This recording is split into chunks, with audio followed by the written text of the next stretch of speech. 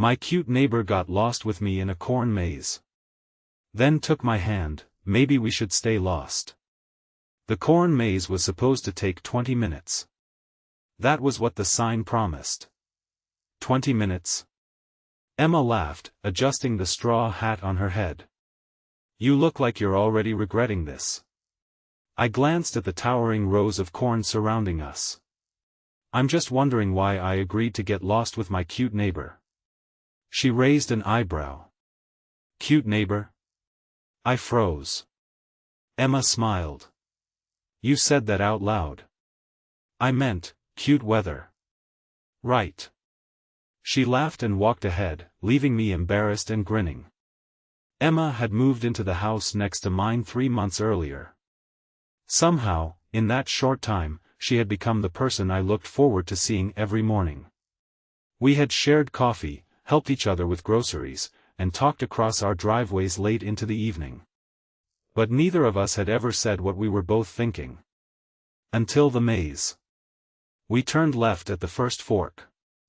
Then right. Then left again. 10 minutes later, Emma stopped. Okay, she said slowly. I think we're lost. You think? She looked at me. I was hoping you knew where we were going. I was following you. We stared at each other. Then we burst out laughing. The sun began sinking lower, turning the cornfield golden. We tried several paths, but every one seemed to lead deeper into the maze. Eventually, we reached a narrow clearing. Emma sighed. Maybe we should call someone. I pulled out my phone. No signal. Perfect. She leaned against a wooden post and looked around. Honestly? What? I don't mind. You don't mind being lost? She shook her head. Not with you. Her voice was quieter this time. My heart skipped. Emma, before I could say anything else, a sudden gust of wind rushed through the corn. She instinctively reached for me. Her fingers wrapped around my hand. Neither of us moved. She looked down at our hands, then back at me. Sorry, she whispered. You don't have to be. She didn't let go. Instead, she stepped closer. Maybe we should stay lost. I smiled. Why? Because out there, she pointed toward the distant lights beyond the corn. Everyone expects us to know where we're going. And in here? She squeezed my hand.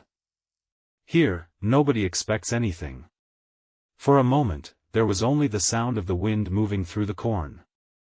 Then I said, I know where I want to go. She looked up. Where? I stepped closer. Home. Her smile faded into something softer. Where's that? I looked at her. Maybe wherever you are. Emma stared at me for a second, then laughed nervously.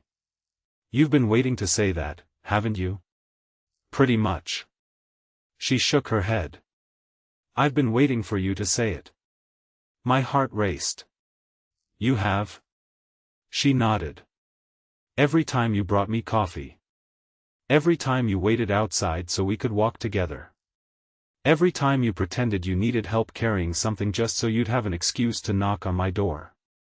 I laughed. I wasn't pretending. You needed help carrying one grocery bag. It was a heavy bag. It had bread in it. We both laughed. Then she grew quiet. I'm glad we got lost. Me too. She leaned her head against my shoulder. We should probably find the exit. Eventually. She smiled. Eventually? I nodded. Maybe we can stay lost a little longer. Emma intertwined her fingers with mine. Okay. And together, we walked deeper into the maze, not because we didn't know the way out, but because, for the first time, neither of us was afraid of not knowing where the road would lead. We had found something better than the exit. We had found each other. The next morning, I woke up thinking the corn maze had been a dream. Then I looked at my phone. There was one new message. Emma, good morning, lost boy. I smiled. Me, good morning, May's girl. 3 dots appeared. Emma, coffee? I didn't even bother pretending to think about it. Me, 5 minutes. When I stepped outside, Emma was already standing on her porch. She wore a simple blue sweater, jeans, and that same playful smile she'd had in the maze. But something felt different. Maybe it was the way she looked at me. Maybe it was the way she didn't look away. Coffee? She asked. Coffee. We met halfway between our houses. For a few seconds, neither of us spoke. Then Emma laughed. This is weird. What is? Yesterday, you were my neighbor. And today? She stepped closer. Today you're, she stopped. Boyfriend? I offered. Her cheeks turned pink.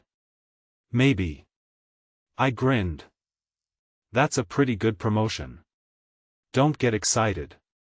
Too late. She rolled her eyes, but she was smiling. We walked toward the small cafe at the end of the street. Everything felt strangely normal. Except it wasn't. Because every few seconds, our hands brushed. Finally, Emma stopped. What? She looked at me. You're doing it again. Doing what? Waiting for me to take your hand. I laughed. Maybe. She shook her head, then reached for my hand herself. I don't want to wait anymore. Her fingers slipped between mine. We continued walking. At the cafe, we found a table near the window. Emma ordered hot chocolate, even though she always claimed she preferred coffee. You know, I said, I have a question. Dangerous. Why did you move here? Her smile disappeared slightly. She stared into her cup. I needed a fresh start. From what? She hesitated. Someone. I didn't push. After a moment, she continued. My last relationship ended badly. He made me believe I wasn't enough. Not successful enough. Not pretty enough. Not interesting enough. I felt something tighten in my chest. Emma, she smiled faintly. I know. It's stupid. No. It's not. She looked at me. You don't have to prove anything to me.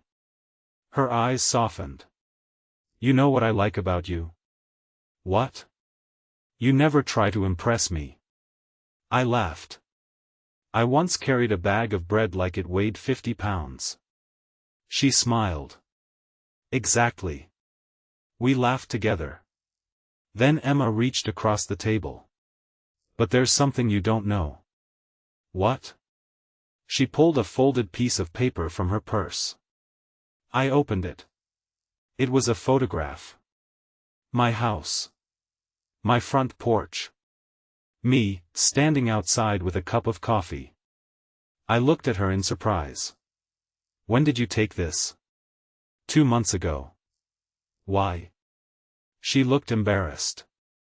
Because I thought you were cute. I stared at her. You were watching me? Only occasionally. How occasionally? She smiled. Every morning. I couldn't stop laughing. So all those times you were watering your plants, I was looking at you. And I thought you loved gardening. I hate gardening. We laughed until the waitress glanced over. Then Emma became serious. I think I started liking you before I even knew your name. I reached across the table and held her hand. I think I started liking you the first morning you accidentally hit my mailbox with your moving truck. She gasped. You remembered that?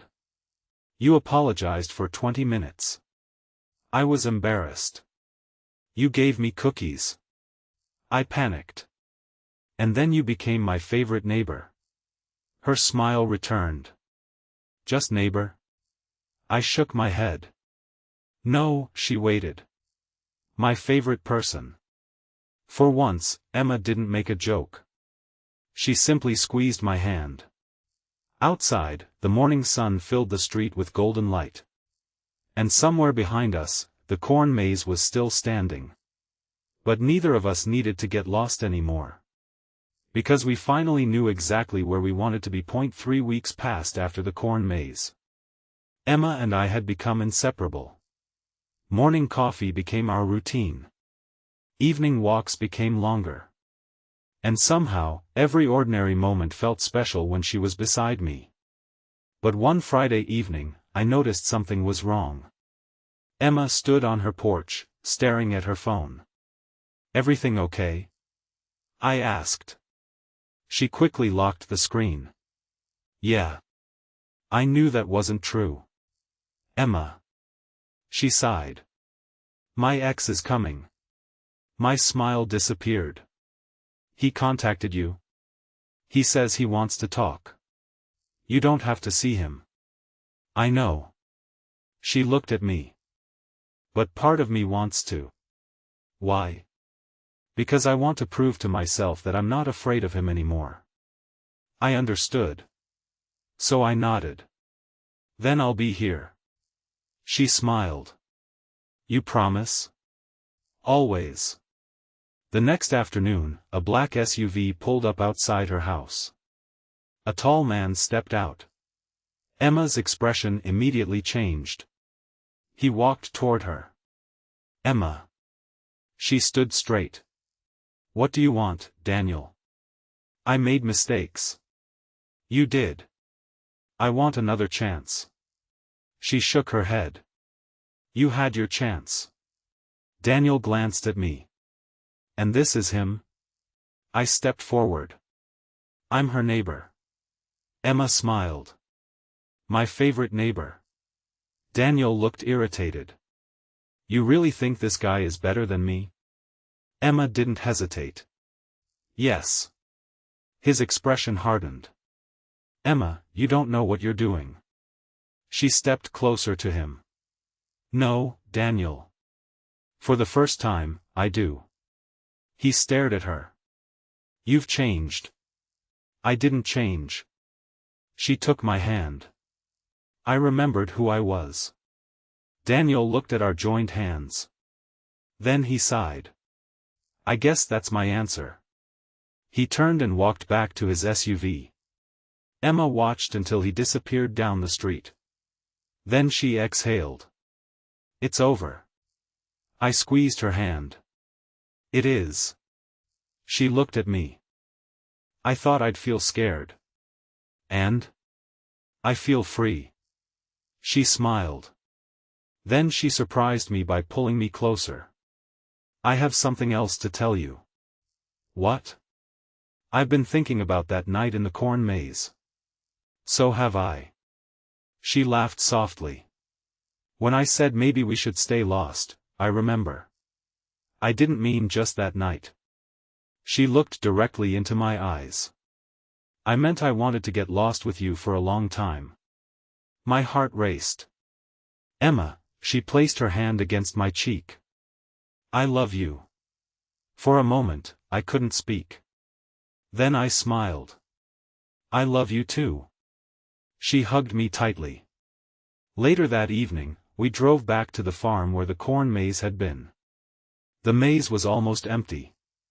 Emma looked at me. "Want to get lost again?" I laughed. "Absolutely." We entered together. This time, neither of us cared about finding the exit. We walked between the tall rows of corn, hand in hand. Eventually, Emma stopped beneath the fading sunset. "You know," she whispered, "getting lost was the best thing that ever happened to me." I looked at her. It was the best thing that ever happened to me too. She rested her head against my shoulder. And as the sun disappeared behind the fields, I realized something. Sometimes life doesn't give you a map. Sometimes it simply gives you a person. Someone who takes your hand when you're lost, and makes you realize you were never really lost at all. 6 months after the corn maze, I thought I had finally figured out what made Emma so happy. It wasn't expensive dinners. It wasn't weekend trips. It wasn't even the little surprises I left on her doorstep. It was the feeling that she was finally home. One Saturday morning, I woke up to find a note taped to my front door. Meet me where we got lost. Come alone. I smiled. The corn maze had closed for the season months ago, but the farm still allowed visitors on weekends. When I arrived, Emma was standing near the entrance. She was wearing the same straw hat from that first night. You kept it, I said. Of course. She walked toward me. You remember what happened here? How could I forget? She smiled. Then come with me. We entered the maze. This time, Emma knew exactly where she was going. That somehow made me nervous. She led me through several turns until we reached the small clearing where we'd first held hands. The wooden post was still there. Emma stopped. I've been thinking about that night. Me too. You told me you wanted home to be wherever I was. I nodded. I meant it. She took a deep breath. Then I have a question. She reached into her pocket. My heart stopped. She pulled out a tiny key. I stared at it. What is that? The key to the house next door. I laughed. Emma, you already live there. I know. She stepped closer. But I don't want to be your neighbor anymore. My smile disappeared. She held out the key. I want us to have one home. I looked at her, stunned. You're asking me to move in? No, she shook her head. I'm asking you to let me move in with you. I couldn't help laughing. That sounds much more serious. It is. She stepped closer. I know we haven't been together that long, but I've never felt safer with anyone. I've never laughed this much. I've never felt like I could be completely myself. Her eyes filled with tears. I don't want to wake up next door anymore. I took the key from her hand. Then I pulled her into my arms. Yes. She laughed through her tears. You didn't even think about it. I've been waiting for you to ask. She looked up at me.